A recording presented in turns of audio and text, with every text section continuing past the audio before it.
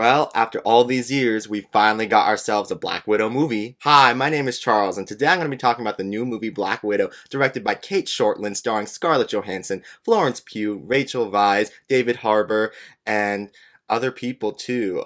Yes. So as we all know, this movie was supposed to come out in 2020, but because of the pandemic, they stalled it until this year. And I gotta say, I don't know how I feel about that because watching this movie, it feels already like an afterthought. Not because it's been, shelved for a whole year, but because the time it takes place in the whole MCU timeline. This movie takes place after Captain America Civil War, as Natasha Romanoff is on the run. So it really would have made sense to make this movie and then release it a little bit after Captain America Civil War, but they didn't, and I really feel, honestly, like this movie was made just to give Scarlett Johansson, like, a send-off, because, her character, of course, if you don't know, you should know already by now, that her character dies at the end of Avengers Endgame, and, well, near the end of Avengers Endgame, but I feel like this movie is just a way of Kevin Feige making it up to, Scarlett Johansson for never giving her a movie in the first place, and also to set up Florence Pugh's,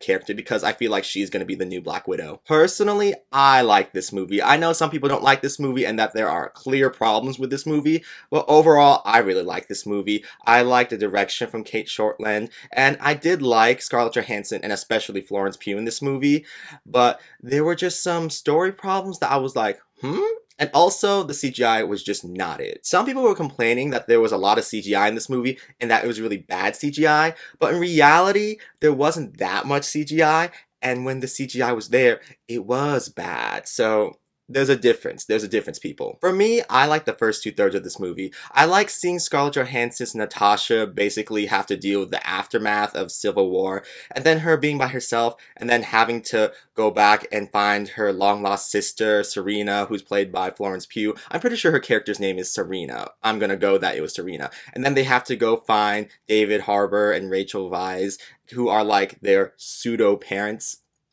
I guess, yeah, I guess they were her parents.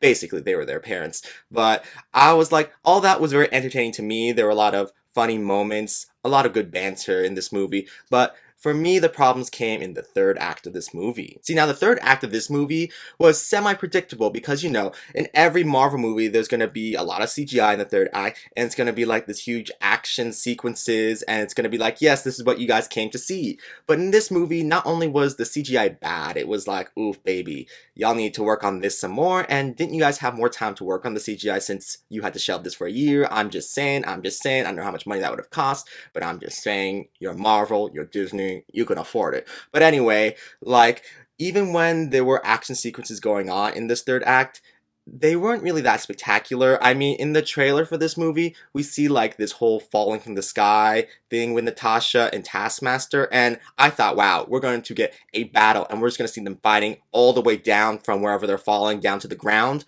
But that didn't happen. That did not happen, and it was really disappointing to me. In fact, all the action sequences in the movie were kind of disappointing to me because they just didn't feel that alive. They felt very short, and they didn't feel like they were really going anywhere. I mean, this is Black Widow we're talking about. She has dynamic fight sequences usually throughout the MCU, and I expected more from this movie when it came to action because Scarlett Johansson and Black Widow are just it, and I just don't feel like it delivered on that level. It's crazy too because you have Taskmaster as basically the villain of this movie, and I kind of looked into what Taskmaster is all about before I went to watch this movie, and I was like, okay, this is gonna be really cool.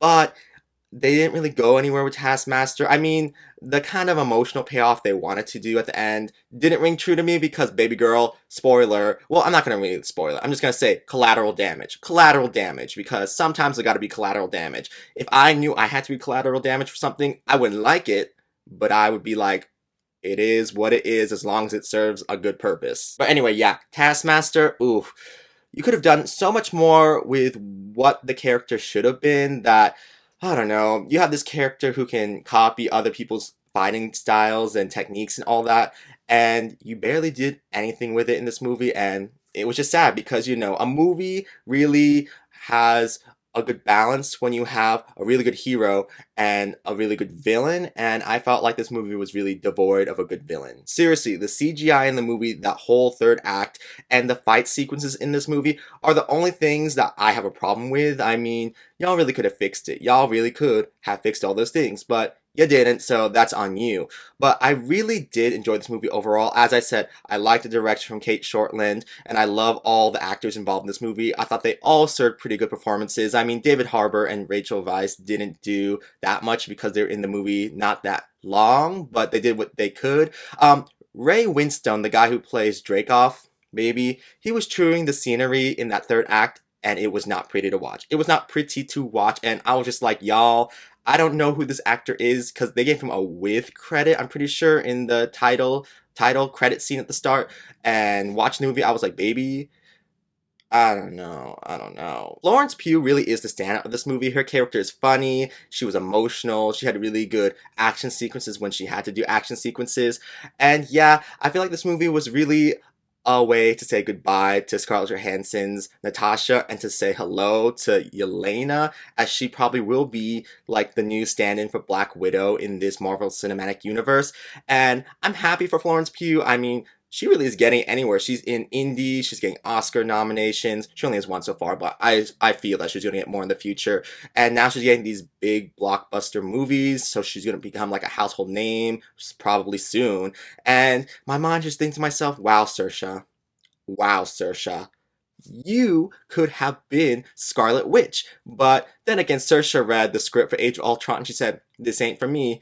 And looking at Age of Ultron, that movie has problems, so I understand, girl. But looking where Caitlin Olsen, is it Caitlin? No, wrong Olsen, wrong Olsen. It's Elizabeth Olsen. My bad. There are three of them that are famous. But like, yeah, where Elizabeth Olsen has taken Scarlet Witch, I just feel like maybe if Saoirse like hunkered down, then maybe she could have had both like the big blockbuster Marvel fame and money, and also her indie prestige with the movies she likes doing and Oscar nominations. But then again, if she did Age of Ultron, she never would have done Brooklyn, which means she never would have done Lady Bird, which means she never would have done Little Women, and then I don't think she would have time anywhere to do the Grand Budapest Hotel. So you know what? Maybe things happen for a reason. Maybe they happen for a reason. I mean, if they made this movie like after Captain America Civil War and released it, we wouldn't have had Florence Pugh in this movie. So I guess things just happen for a reason. But yeah, I think this movie is really good. I think it's a better than average Marvel movie. I mean, it's past the halfway point when it comes to all the movies in the Marvel Cinematic Universe for me. But, you know, not by much, because that third act and like, you know, the action sequences and the CGI kind of hinder this movie for me. But I really do think this movie is very entertaining, and it has a lot of interesting themes it's talking about with the way women are abused and misused and discarded in society, especially little girls.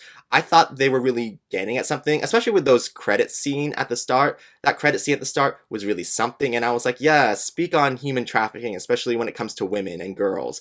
But I just feel like this movie really could have gone further than it did. And if it went further, it would have been higher in my mind of like where it would be in the Marvel ranking for me. Anyways, you guys, that's really all I have to say about this movie. Tell me down below in the comments what you thought about this movie, because I know some people don't like it, but I feel like some people are just hating on this movie for the wrong reasons, and it really sucks when people do that. But personally, I like the movie, and I know there are problems with the movie as I laid out in this video, but I just think that there was enough good in here to be like, yes, this movie is pretty great. Seriously, after the Eternals drops in November, I'm gonna finally be able to do my whole Marvel Universe cinematic ranking of all their movies. I was thinking about doing it after seeing this movie, but there's already Shang-Chi and the Eternals coming up this year. I might as well wait for those movies to come out first before I do this whole ranking, so I don't have to fold them in later on. Anyways, you guys, thank you for coming to my channel and watching this whole review. And yeah, I'll see you guys around the next video if you're here for that. So until then, I'm gonna go now. So yes,